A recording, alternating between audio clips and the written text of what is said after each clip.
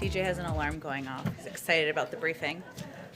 Okay, just a couple of things for you all at the top. The president and his entire administration are continuing to engage closely with leaders on Capitol Hill about the need to act quickly on the American Rescue Plan so we can finish the job of getting $2,000 checks out to Americans, so we can get more vaccines in the arms of Americans, so we can get economic relief to families facing eviction or food insecurity, and so we can help reopen schools safely. We're encouraged that both Speaker Pelosi and Majority Leader Schumer are in full agreement about the need to move swiftly on the president's proposal, and the committee markups we'll see throughout the week are evidence of Congress acting on that expeditiously. Our expectation is that this week's House markups will track closely with what the president has proposed, but there will, of course, be adjustments to strengthen the bill and tweaks as a result of the legislative process, which he's quite familiar with, having served there for 36 years, which is exactly how the process is supposed to work. We're also going to continue to make the case directly to the American people about the urgency of getting this package across the finish line, including through national and local TV and radio interviews, engagement with hundreds of mayors and county elected officials, consultations with stakeholders across the political spectrum, from labor and rural leaders to the faith community. Here's a quick overview, a number of you have asked about this, of the sense of the scope of our efforts. Over a dozen senior administration officials have conducted over 100 national TV, radio, and podcast interviews to discuss the American Rescue Plan.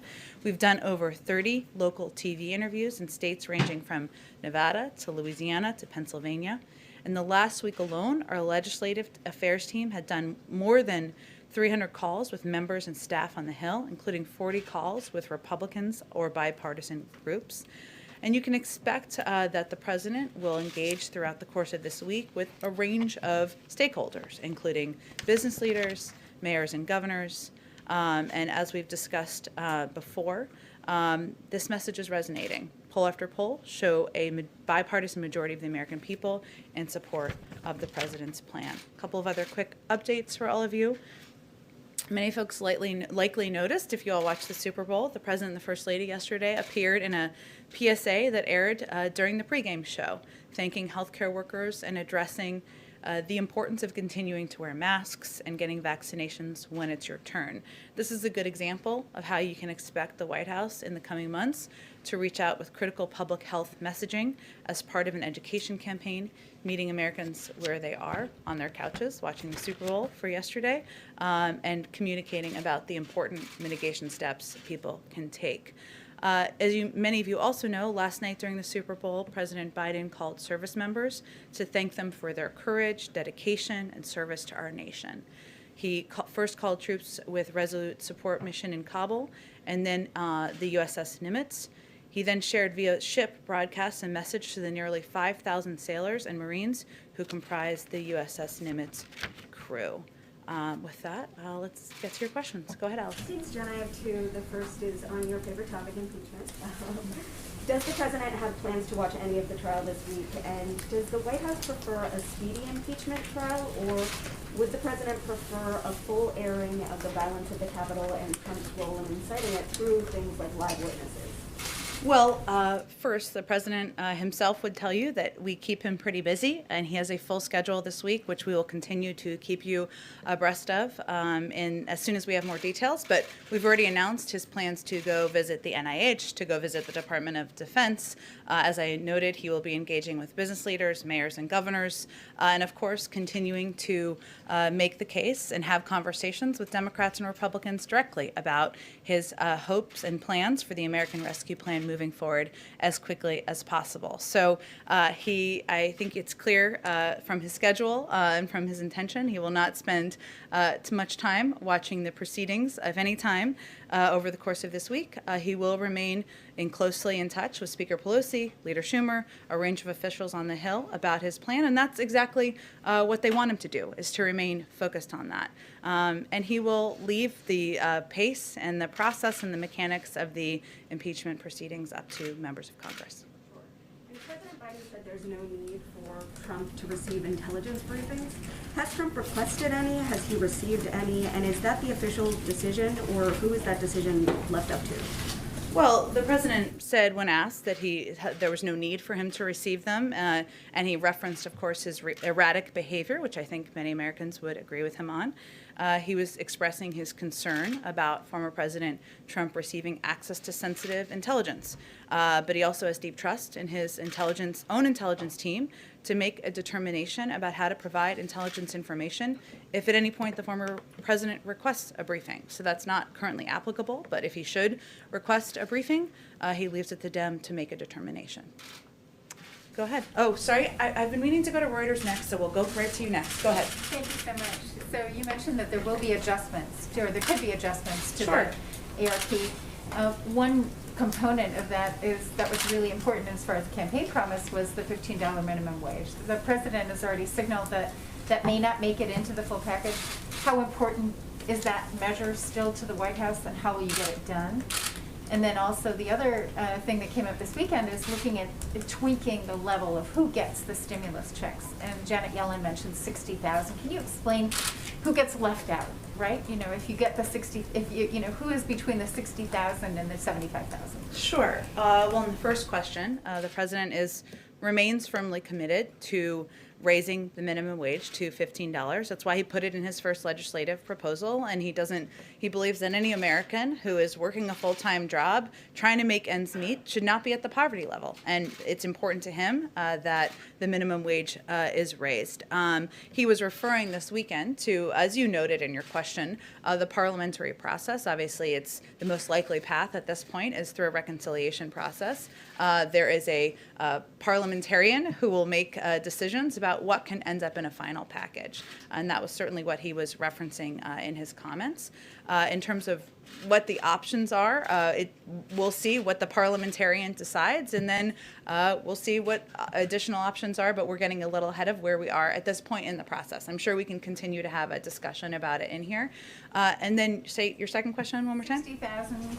Sure. Well, one of the pieces that the president has talked about is his openness to engaging and having a discussion about what is called, kind of the unofficially called, I guess, the scale up, right? So his proposal, as you know, had proposed $1,400 checks to make the $2,000 whole. He had proposed kind of a threshold. There's a discussion right now about what that threshold will look like. Conclusion hasn't been finalized. That will be worked through Congress. But either way, his bottom line is that families making $275,000, $300,000 a year may not be the most in need of checks at this point in time. But whatever the threshold is, there will be a scale up. So his view is that a nurse, a teacher, a firefighter who's making $60,000 shouldn't be left without any support or relief either. It's just a question of sort of where the scale up looks like, what it looks like in a final package. But it's still being negotiated at this point in time. If I could just ask you on the $15, you know, it doesn't make it much harder to get it through if you don't attach it to this COVID relief bill. I mean, does that really, and then the CBO is saying that in fact, if you did go through with it, that you know, it would lead to a 0.9% reduction in the number of jobs. Well, I heard about the CBO score as I was walking out here, so I haven't talked with our economic team about that specifically. And at this point in time, it's still working its way through the process in Congress, and the parliamentarian still has to make a determination about what will be in a final package. I promised I'd go to you first. Thanks, Jen. Next, I should say. Go ahead. Thank you. I have a couple questions on COVID, but I wanted to start with Iran. Sure.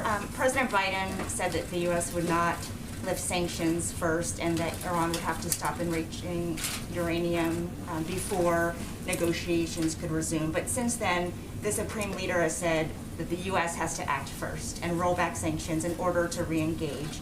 Is this a non-negotiable point for President Biden? And if so, how do you get out of this stalemate? Well, just to be very clear, the president never said that exactly. It was stated by the interviewer, Nora O'Donnell, who did the interview, and he didn't respond to the question. So the president's position is that if Iran comes back into full...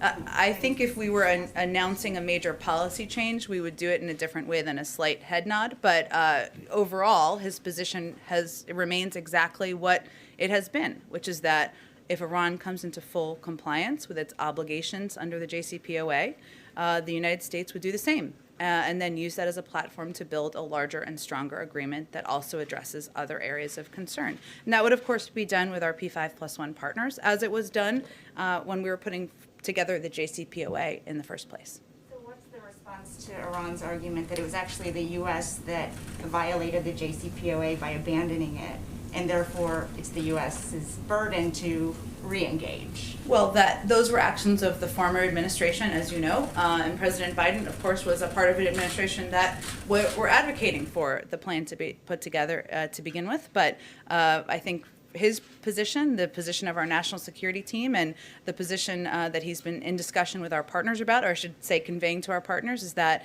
it's really up to Iran to come back into full compliance and with its obligations under the JCPOA. And at that point, we could move the discussion forward. Thank you. And on Sure. COVID, can you talk about the concrete steps the administration is doing to target and stop the spread of the variants we keep hearing about? Does that include surging vaccines to areas impacted like South Florida or California with the B117 strain? Well, I know for those of you, and I know we had a lot of briefings today, who had the opportunity to participate in the briefing with some of our medical and health experts. They talked about the importance of not only vaccination, getting the vaccine when you're eligible, that is a protective step, obviously, and also abiding by a number of the mitigation steps that our health experts have recommended. But beyond that, I'm not going to go beyond the advice of our health and medical experts at this point in time. Go ahead, Caitlin. Two questions for you. One, on the minimum wage, you're saying it's up to the parliamentarian to make a decision about whether that can be included in here. Of course, we know Senator Sanders said they're still waiting on that, but technically the vice president could overrule the parliamentarian on this, and it hasn't happened in a long time, but is that an option the White House is considering? Would President Biden want Vice President Harris to overrule the parliamentarian to include this in this package? Well, I'm not aware of that being allowed. I'd certainly take you at your word. I think our view is that the parliamentarian is who is chosen typically to make a decision in a nonpartisan manner in terms of what can be included in a package that goes through reconciliation is the proper process for this to journey through.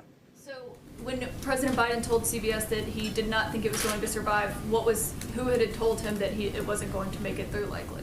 Well, the president was in Congress in the Senate for 36 years. Again, it still has not worked its way through the process, and that can take a bit of time, and we certainly defer to the parliamentarian and members of the House and of the Senate, I should say, to give you a better assessment of what the timeline looks like. Okay, I have another question on impeachment, but just to be clear. Sure. So if the parliamentarian says no $15 minimum wage, that's the decision the White House is going with? Well, let's wait and see what they say. And the president remains committed to raising the minimum wage. It's something he talked about on the campaign trail, something he firmly believes in as a person and as a leader, but there hasn't been a determination made at this point in time. Okay, and so on impeachment, the president and the White House has not said either way if he believes that former President Trump should be convicted by the Senate in this trial. But if he doesn't believe that he should get access to intelligence briefings, why can't he say whether or not he should be convicted by the Senate? He's no longer in the Senate. He's retired from the Senate, and he's president of the United States, and his focus is on getting relief to the American people, and that's exactly what he's conveyed publicly, of course, and privately as well, and he'll leave it to his former colleagues in the Senate or members of the Senate to determine the path forward. But doesn't he think that someone, if he believes his behavior is too erratic to get access to intelligence, then doesn't he believe that he should be barred from holding office again? Well, he ran against him because he felt he was unfit for office, and he defeated him, and that's why he's no longer President Trump is no longer president of the United States. So I think his views of the former president are pretty clear, but he's going to leave it to the Senate to see this impeachment proceedings through. Go ahead. Just to follow up on that question, will the president commit to giving his view once all the evidence is heard in the impeachment trial? And then secondly, a question on Myanmar. What is the U.S. doing to perhaps accelerate some of the action we're seeing over the weekend with protests? And secondly, how concerned is the U.S. about China, which has not stepped in forcefully and is not calling it a coup? Sure. The our national security team has been in touch with a number of our partners and allies. We were outspoken quite quickly in the days following the coup, and we designated it a coup very quickly. In terms of what actions we're taking, there are considerations that are underway or policy processes that are underway on our national security team as we speak. I don't have an update on that today, but when we do, we'll certainly make you all abreast of that. And certainly we are concerned about China's absence from the conversation and lack of a vocal role here. On the first question, the president was asked about this morning, and he made pretty clear he wasn't planning to speak to it. So again, he's no longer in the Senate, and we put out a statement at the conclusion of the House proceedings. I certainly would consider doing that at the conclusion of the Senate, but I don't expect that he's going to be, posturing or commenting on this through the course of the week. Go ahead. Thank you, Jen. I do have a question on COVID, but first on energy. When is it that the Biden administration is going to let the thousands of fossil fuel industry workers, whether it's pipeline workers or construction workers, who are either out of work or will soon be out of work because of a Biden EO, when it is and where it is that they can go for their green job? And that is something the administration has promised. There is now a gap. So I'm just curious when that happens, when those people can count on that. Well, I'd certainly welcome you to present your data of all the thousands and thousands of people who won't be getting a green job. Maybe next time you're here, you can present that. But you said that they would be getting green jobs, so I'm just asking when that happens. Richard Trumka, who is a friend, longtime friend of Joe Biden, says about that day one Keystone EO, he says, I wish he, the president, had paired that more carefully with the thing that he did second by saying, here's where we are creating the jobs. So there's partial evidence from Richard Trumka. Well, you didn't include all of his interview. Okay. Would you like to include the rest? So how about this? The Laborers International Union of North America said the Keystone decision will cost 1,000 existing union jobs and 10,000 projected construction jobs. Well, what Mr. Trumka also indicated in the same interview was that President Biden has proposed a climate plan with transformative investments in infrastructure and laid out a plan that will not only create millions of good union jobs, but also help tackle the climate crisis. And as the president has indicated when he gave his primetime address to talk about the American Rescue Plan, he talked about his plans to also put forward a jobs plan in the weeks or months following. And he has every plan to do exactly that. But there are people living paycheck to paycheck. There are now people out of jobs once the Keystone Pipeline stopped construction. It's been 12 days since Gina McCarthy and John Kerry were here, and it's been 19 days since that EO. So what are these people who need money now? When do they get their green job? Well, the president and many Democrats and Republicans in Congress believe that investment in infrastructure, building infrastructure that's in our national interests and that boosts the U.S. economy, creates good-paying union jobs here in America and advances our climate and clean energy goals are something that we can certainly work on doing together. And he has every plan to share more about his details of that plan in the weeks ahead. And then just a quick one on the stimulus. There's reporting that House Democrats are going to come out with a $3,000 per child stimulus for some eligible families. Is that something that the White House supports making a permanent benefit? Well, the president talked about this a bit on the campaign trail and the importance of child tax credits to help working families ensure they can make ends meet. This proposal is emergency funding, as I understand it. It's a central priority of his first legislative proposal to cut child poverty in half this year. And that's why he included a child tax credit in the American Rescue Plan. But that's, again, emergency funding and something that will help people get through this period of time. Okay, go ahead. A follow-up to Peter's question. Sure. What's this White House's stance on a universal basic income? This idea of the government giving out the regular checks on a routine basis to Americans who might need it. I know that's been proposed by a number of people, including some on the presidential campaign trail. I don't have anything more for you on it. I'm happy to check with our economic team if that's something that they're looking at all. As a corollary to it, do you agree with the need that many on the Hill, and not just Democrats, are expressing that there ought to be these enormous, well, no, I won't say enormous, but $3,000 or $4,000 per child checks for families right now? As I tried to just indicate, I mean, the president supports the proposal that Representative Neal and others have put forward to ensure that there is money in the package that helps bring relief to families in the form of a child tax credit. That's something he certainly would support. Go ahead. Thanks, Jen. I have two questions. One of the other things that Secretary Yellen said yesterday is that the president is open to a mandate on family leave and child care. Is there a timetable on that? I don't have any more details or a timetable for you. Certainly, as a father himself, this is an issue that he has spoken about in the past, but I don't have any more details at this point in time. And also, yesterday, did the president or did the White House have any concern about what we all saw on TV from Tampa about the thousands of people out celebrating and without masks? Any concern there? Certainly. I mean, the president, I haven't spoken with him specifically about the events of this weekend, but, you know, he did a PSA yesterday with Dr. Biden, making clear that social distancing, that mask wearing, that getting the vaccine when you have the opportunity to get the vaccine are vital steps to keeping more Americans safe and saving more lives. And certainly, we know the Super Bowl looked not like different from what it has in the past, and he also conveyed that he's hopeful that next year will be a moment where everybody can celebrate and party. But he is, of course, concerned when there are pictures and photos, we all are, that show many, many people without masks in close distance with one another at the height of a pandemic. Go ahead. Jen, I have two questions. First, President Biden said in the CBS interview that he hadn't spoken to President Xi yet because he hadn't had an occasion to talk to him. There's no reason not to call him. But has there been, is it actually part of the strategy to not call him yet and to hold off on that in hopes of kind of sending a message to China that you know, President Biden is not going to, you know, try to work, you know, really hard to curry favor? Is there something happening there?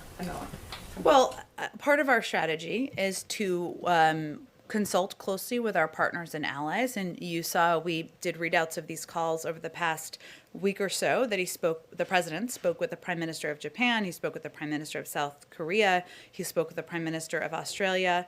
And China was, of course, an important topic of conversation during those conversations. He also discussed China in calls with his European allies thus far. So part of our strategy is certainly engaging with partners in the region and allies and doing those calls and engagements first, and also having consultations with Democrats and Republicans on Capitol Hill.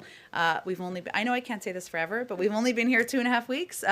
He has not called every global leader yet. He's not had engagements with all of them, and I'm sure he will do more of that in the weeks ahead. But he has spoken to President Putin, who is somebody who is not quite an ally. Certainly not. So, Yes. And that was more than a week ago at this point. So, Yes, but he had that conversation in part because there was a timeline for New START and the deadline that was approaching with New START. And during that conversation, he made very clear that there are significant concerns the administration has about the reported actions of the Russian government. But for the most part, his other calls have been with partners and allies in the region, in Asia, and in Europe as well, at this point in time. and then on something else, Ron Klain said on January 21st that the administration was going to try to build what he described as a national clearinghouse for information about the COVID vaccine.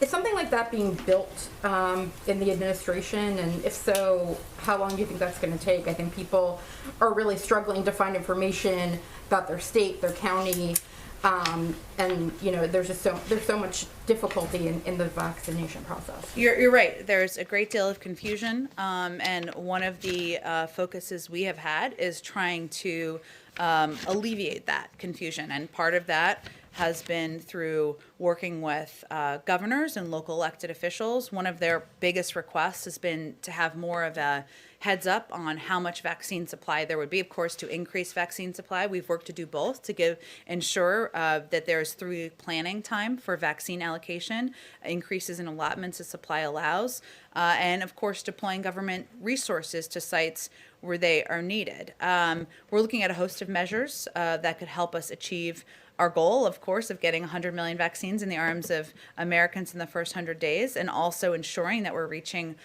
communities where there are higher levels of vaccine hesitancy. But the president has directed his team to use whatever tools and resources necessary to get the job done. So there are a range of options under consideration, but I don't have any updates for you on that particular proposal. Certainly, a lot of people would love that, but we're looking to prioritize how we can be most impactful as quickly as possible and working with states and governors to make those determinations. Go ahead, Ann. Thank you. Back on impeachment, you mentioned that the president will be in close contact with Senator Schumer. Do you expect that to be daily? Have they, for example, have they spoken since he's gotten back from Delaware? Will that be a regular way that the president is briefed on the progress of the impeachment trial? I don't expect that would be a primary topic. I actually expect it would be more about the American Rescue Plan and progress being made on that front. There are, of course, markups happening this week, more on the House side, and the president has remained in close touch with Speaker Pelosi and Leader Schumer very regularly over the course of the last few weeks, and I expect that would continue. Do you expect that they will have any strategy discussions at all as the trial is unfolding? I don't expect that would be a primary point of discussion of their conversations. You said that he's busy and he's not going to be spending moment by moment attention to it this week, but will he get a daily update or perhaps more frequently than that from White House staff? I don't expect that will be a primary focus for him this week or of his senior staff either. I have a foreign policy question Sure. following on Luigi's question about Iran. When the president ruled out dropping U.S. sanctions, immediately he didn't then go on and talk about some of the other strategies that are out there, including, for example, that the United States might drop its objections to Iran receiving an IMF loan, COVID-related IMF loan. There are a couple other ideas that would allow Iran to get some economic benefit that would not be sanctions and maybe grease the wheel for negotiations. Does the president have a view on those strategies, and were they part of the discussion at the principals meeting on Friday? I'm not going to read out a principals meeting, which was primarily focused on a range of issues in the Middle East. Of course, Iran was a topic of discussion, or was expected to be a topic of discussion. I think during the interview, the president was asked about whether he would roll back sanctions, and he conveyed no, that the ball is in Iran's court. It wasn't a more extensive conversation than that during the interview, and that's long been his position. So that really is the next step in terms of engagement with Iran from here. Ruling it out necessarily, that there might be other ways to sort of help Iran get back to the table that would be short of dropping U.S. sanctions?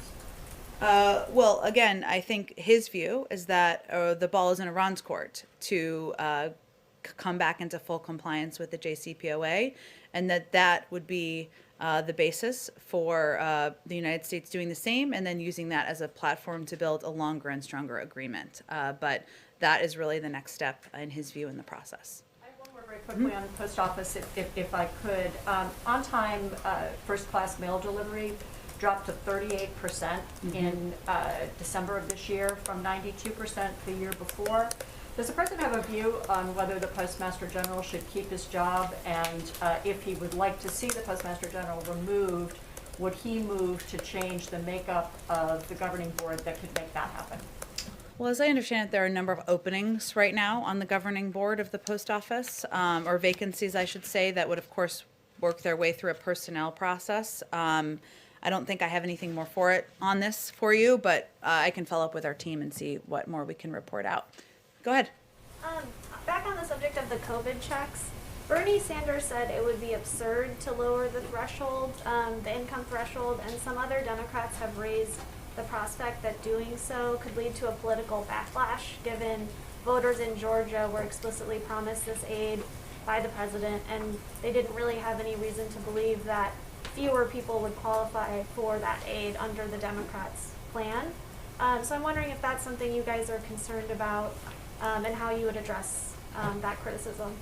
Well, the president proposed the $1,400 checks to make plus $600 is of course $2,000 because he was felt it was important and vital to get that direct relief to as many Americans as possible and target that relief to the Americans who need help the most. And that's how his original plan and proposal was designed. He's also said, and I've said many times from here, that the final plan will look different from what the plan he proposed in his joint session address. It's still working its way through Congress, and I don't think a conclusion has been made yet on the exact level of targeting. And when it does, we're happy to have a conversation about that. But part of this is an opportunity for members of both parties and members who are across the political spectrum, of course, even in the Democratic Party, to weigh in on what the path forward should look like.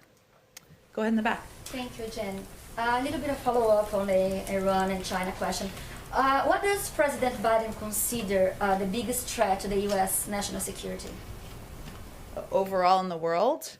Yes. Well, I'm not sure I'm going to define that for you in this moment. There are a range of threats that he's talked about in the past, and I'm sure he'll have more to say on his national security approach and strategy in the weeks ahead. I have one question. Last week, a report made by NGOs and universities was sent to the White House recommending that the United States break negotiations on trade and others with Brazil over climate and human rights violation.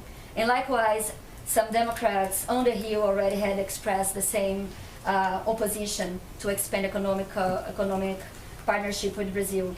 Is the White House paying attention to those reports and to what's happening in Brazil? Oh, we certainly are paying close attention to what is happening in Brazil. Obviously, we share a vibrant partnership that spans 2 centuries of mutual interest and shared values. And we, have even announced in recent days, on February 5th, the United States government through the through USAID announced it has delivered an additional $1.5 million in emergency COVID response in Brazil. And we, of course, remain, closely engaged in what is a significant economic relationship. We are by far the largest investor in Brazil, including in many of Brazil's most innovative and growth-focused companies, and we'll continue to strengthen our economic ties and increase our large and growing trade relationship in the months ahead. But Jen, the policies of the Brazilian president and President Biden on the many issues, climate, gay rights, other ones, are very different. Mm-hmm. How can they work together?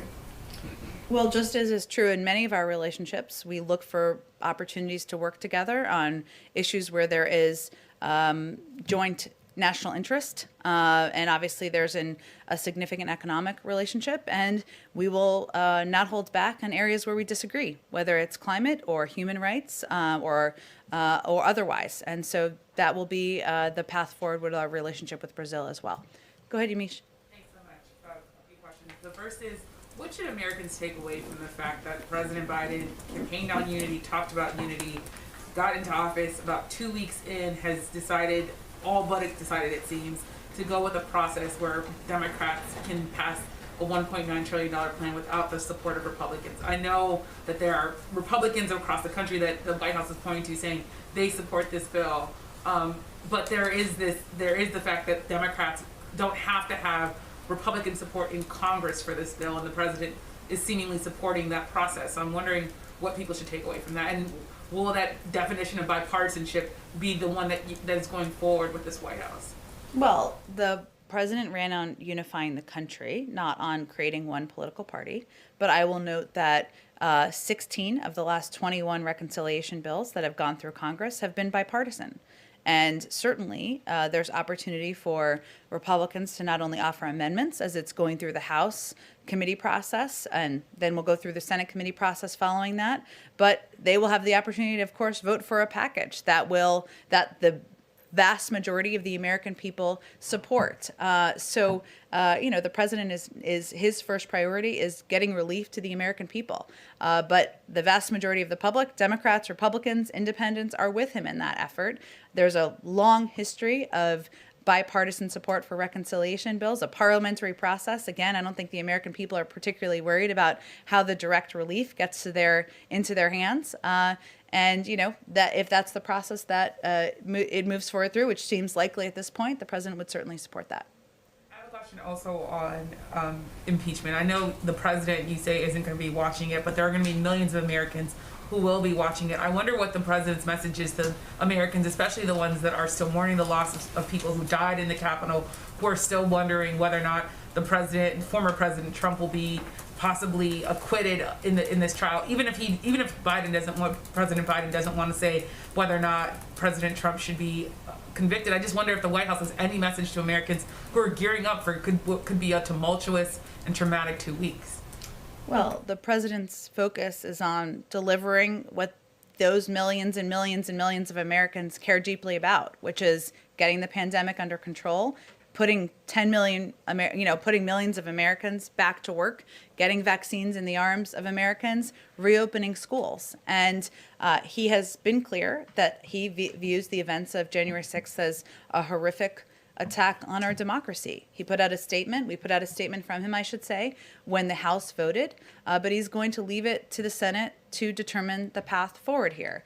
That doesn't change, and his view is that he was elected to deliver on the promises he made on the campaign trail. So that's what he's going to keep his focus on in the weeks ahead. Go ahead. Oh, go ahead, Yamiche. Saying that the GOP can offer amendments, that doesn't mean that they have to listen to them or accept them. So I wonder then if Republicans have to just accept what the Democrats have approved. I just wonder if you could talk a bit more about this definition of bipartisanship, because there is this, I know you're saying that Democrats and are giving Republicans the opportunity, but there's still this idea that Democrats are in 2 weeks in are going it alone. Well, again, 16 of 21 reconciliation bills in the past have received bipartisan support. And the ideas in this package, the proposals in this package, have broad support from Democrats, Republicans, and independents across the country. So I would pose the question back to Republicans. Why aren't you supporting what the vast majority of the public supports? I'll leave it at that. Go ahead. Oh, sure, go ahead. Completely It's okay. different, but we can switch topics. It's fine. Go ahead. A completely different topic, which is Defense Secretary Lloyd Austin wrote his first memo on January 23rd that the president had ordered a 90-day commission to pursue solutions to sexual assault in the military. I'm wondering if you could talk a little bit about if that's a White House commission, a defense commission, who picks the commissioners, anything more you can say about that commission that's supposed to be looking at sexual assault in the military. I believe it's a commission at the Department of Defense. It's certainly an initiative the President of the United States supports, but I would send you to the Department of Defense for more specifics about the timeline and membership. Go ahead. With some of the crises that the nation has faced in recent months, you've got COVID, more than 400,000 Americans dead, January 6th, the attack on American democracy. There have been calls for a 9/11 style commission to write the official histories of those events. Is that something the president would support? Of the COVID commission? Or 9/11? I'm sorry, or January 6th, rather. A determination of that kind would be made by Congress, as you well know, and his focus at this point in time is on addressing the crisis in this moment, right? Which is ensuring that more Americans get shots in their arms, that we are getting the pandemic under control. There has been a report by HHS looking at the prior administration's handling of the COVID crisis, and we've also not held back in areas where we felt that it was handled in a way that impacted the lives of millions. But at this point in time, our focus is really on getting the pandemic under control, and we'll leave that decision up to Congress. Go ahead. Two quick ones. One, news of the day. Has President Biden reached out to anybody from the Tampa Bay Buccaneers? And if not, is that something that's going to happen today?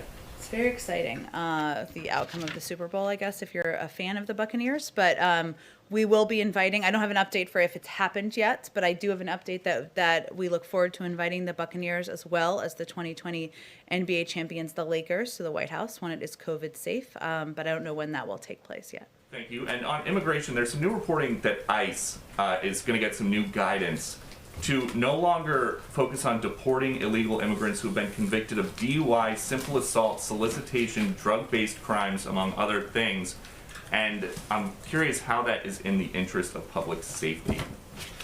Well, first, it's guidelines that would be put out by the Department of Homeland Security, and I'd certainly send you them. They have a confirmed secretary now, but the priority for the enforcement of immigration laws will be on those who are posing a national security threat, of course, a public safety threat, and on recent arrivals. Nobody is saying that DUIs or assault are acceptable behavior, and those arrested for such activity should be tried and sentenced as appropriate by local law enforcement. But we're talking about the prioritization of who is going to be deported from the country. And more broadly, would this be what Biden was talking about in the debate where he said in the Obama administration they didn't do enough to reform the immigration system because he was just vice president, but that if he was president, things would change? Is this the kind of change that he was talking about?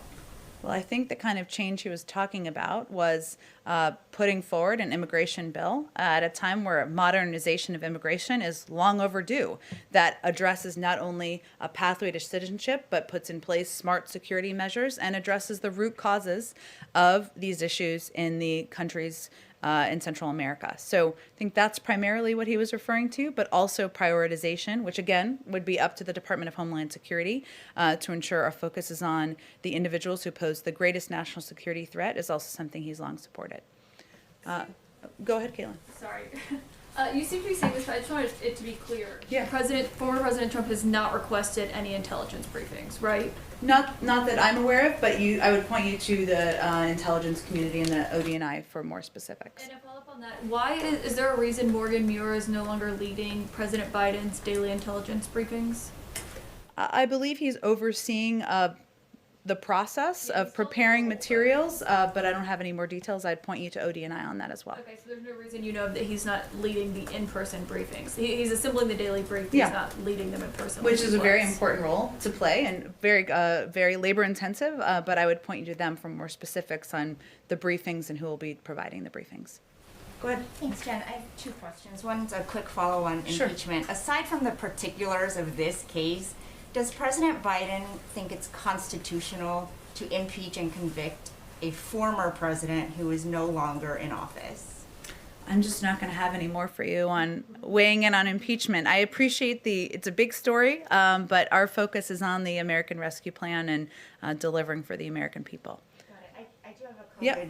COVID crisis related question. Go ahead. Because the attacks in the Asian American community continue to rise, and over the weekend there were some videos that went viral because elderly Asian Americans were really attacked and in a way that is difficult to watch. And I wonder, other than the presidential memorandum, is President Biden going to take any further actions to address this problem, and has he seen the videos?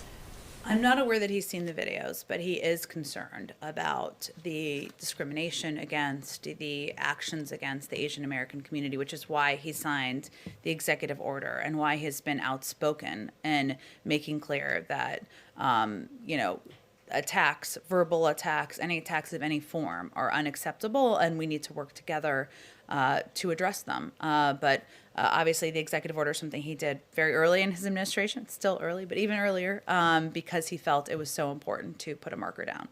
Is there anything more that can be done, like offer DOJ or FBI assistance to local law enforcement authorities? I mean, I'd certainly defer to, we would support, of course, additional action on a local level or federal level, but I would send you to DOJ or FBI for any further specifics on that. Thank you, everyone. See you tomorrow. Thank you.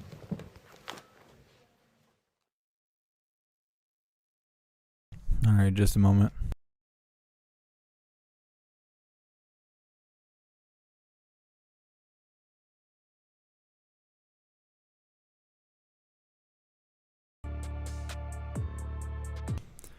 Her body language and the way she assembles words is disgusting.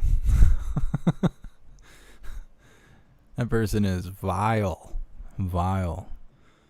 Just disgusting. What a disgusting person. Who provided like no information. Just what a show. What a show. It's interesting. It's hard to believe that I'm gonna have to cover these until we get some change going on. It's hard to sit here and watch this nonsense, especially when they don't answer any of the questions. Some of these questions were like decent questions that we could have valued the answers to, but she didn't have an answer for nothing, and she sure didn't want to talk about the impeachment and stuff. I believe that's tomorrow, so we will be covering that. Let's do some shout outs. Thank you so much, Andy, and thank you so much, Mad Cow, for your donation and all your support. I really appreciate you guys. And thank you so much, Daniel, for joining the membership program, and welcome to the family. You're officially a hooligan. So, yep, I'm hoping that we got some protesting or something going on a little bit later that we can go live. It's been so slow this last week, and I'm hoping this week picks up, but it's going to be another cold week. I think it's only like 7 degrees here in West Michigan right now. I know people wouldn't be out here protesting in Michigan, but I guess it's actually been nice over on the West Coast, Seattle, Portland area, where lots of protesting normally happens.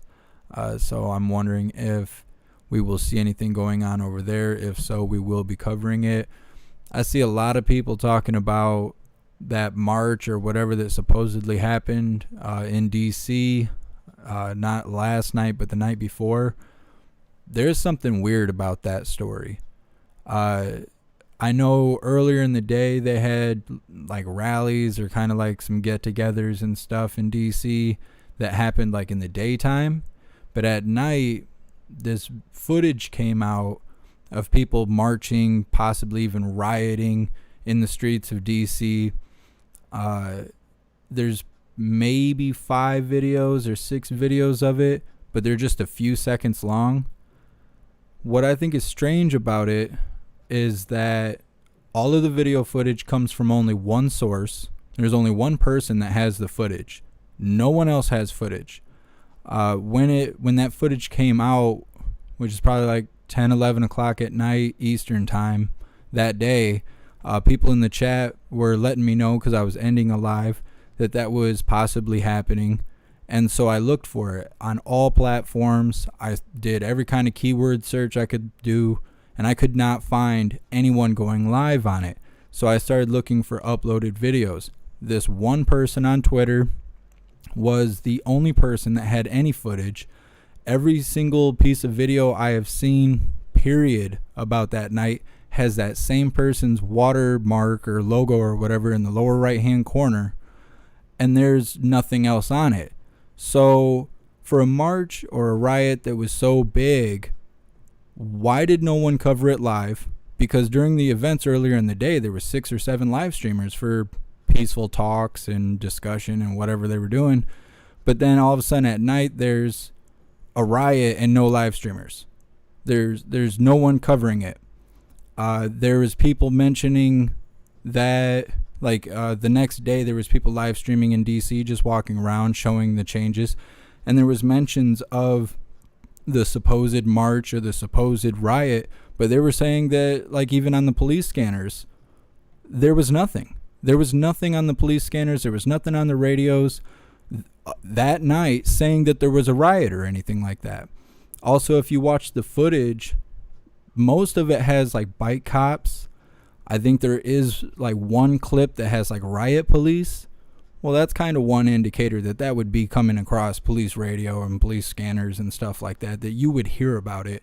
So that's kind of strange. Another thing I thought was strange is there's so many National Guard people marching around and stuff. You would think that their presence would be there, because supposedly they were blowing out store windows and all this stuff. If it just, to me, it seems like if it was that big of a deal, it would be on police scanners. There would have been someone live streaming, somebody. Possibly even news would have covered it. There would have been some National Guard presence. And then, I thought it was suspicious. I didn't really want to talk about it. I wanted to kind of just see what happened. So the next day, I thought maybe there would be more footage, right? Not everybody likes to go live. Not everyone feels safe going live. So I figured somebody must have caught this on camera, right? There's streets are full of people marching with Antifa flags. Someone must have caught this on camera. So the next day, I'm looking and searching and this, that, and the other, and I cannot find any other footage. None. All the footage I've seen is from that one person on Twitter. And then I'm also seeing mainstream news as well as independent news writing articles and talking about this event. But if you go to the source, where did they get this information from? All of them across the board. Their source is that one person on Twitter. So giant march / riot never hit police scanners. No one covered it live, and not one person caught it on video. Just that one person, but no one else. No one else caught it on video. That seems pretty suspicious to me. That is just my opinion. I can't prove that it's fake. I can't prove that it didn't happen. Maybe it's being covered up, which I don't know why it would be, because these kind of things aren't usually covered up, because they're not usually covered other than by the live streamers themselves and people who cover it like me. So I thought that was very strange. And the reason I mention it is because I keep getting emails and I keep getting messages from people asking me why I didn't cover it. Like it's my fault. Like I'm not doing my job or something. So I just wanted to kind of put my 2 cents into it and let you guys know that there is something weird about that whole event that happened. There's something weird about it. I don't know why, but something is like, my instincts are telling me that there is something weird about that. Whether they're trying to get other people to go to DC to stand up against this kind of behavior, like it's bait, or maybe it's some sort of scare tactic to keep people out of DC. I'm not really sure. Not really sure. And you know me, I don't really like to speculate, but there is something very strange about that. And I just wanted you guys to know that the reason I didn't cover it is because I couldn't. There was no way. I searched for like 4 or 5 hours that night to try and pull it up on the screen. And then the next day I was going to look into it and share articles and stuff on the Discord, which if you're not a part of the Discord, you should join the Discord. And even when I brought it to the hooligans in the Discord, everything that everyone found, when you dig into the article, the source is the video footage from that one person on Twitter. It's very weird. Very, very weird. But I just wanted to mention that. So, thank you guys so much for everyone that made donations, joined the membership program, or purchased any merch. I really appreciate you guys. You guys are what's keeping the channel going, and I would not be able to do this without all of you. So thank you so much. If you're new here, please subscribe. Make sure you hit the bell icon and join the Discord. Everyone should be a part of the Discord, even if you have no intentions in joining the general chat or, communicating with people on the chat boards and stuff. As long as you're a part of the Discord, you will always be notified every time I go live, where I go live. But it also keeps us connected. I have an announcement board, so if something is going on that I can't stream live, but maybe it's important for one reason or another, I will be posting it on my announcement board. I try to post this stuff on like the community tab here on YouTube. I post things on my Twitter, but there's some things that I can't post because I know that it'll be flagged. I know that it will get me censored. I know that it will cause problems. So I'm not able to post it there, but I can post it on my Discord. So you guys should really join the Discord, especially if, like many other YouTubers who cover this kind of subjects, a lot of people are being demonetized. A lot of people are being taken down. So if that was to ever happen to me, as long as you're a part of the Discord, you would be able to know where we're going to be going live next. Big shout out to everyone watching on D Live right now. When I'm live and you see me on YouTube, I am also live on D Live. The day that YouTube decides to kick me off, we will be going to Twitch and D Live. I'm also hearing of a couple other possible live social media platforms that are supposed to be popping up. I always see people talking about Rumble and BitChute. You cannot go live on those platforms. I appreciate you guys trying to let me know. I'm trying to upload videos and stuff to them, to those platforms, but you can't go live on them. The truth is done live in front of everyone. So I do not like to upload videos and have that be my main source and stuff like that, because I mean, I would never edit footage or anything like that. One, I don't have the patience to do it. But people can't trust it. I don't suggest that you do trust edited footage or anything like that. Trust what is live. Trust what you can see with your own eyes as it is happening. That's how I trust things. If I don't see it live, I have a hard time trusting it. You can't. I mean, just like we're talking about DC. Couldn't find it live, but we got these clips, and these clips don't look like current conditions of DC. So it's just my suggestion. Not trying to tell you what to do, but it's my suggestion.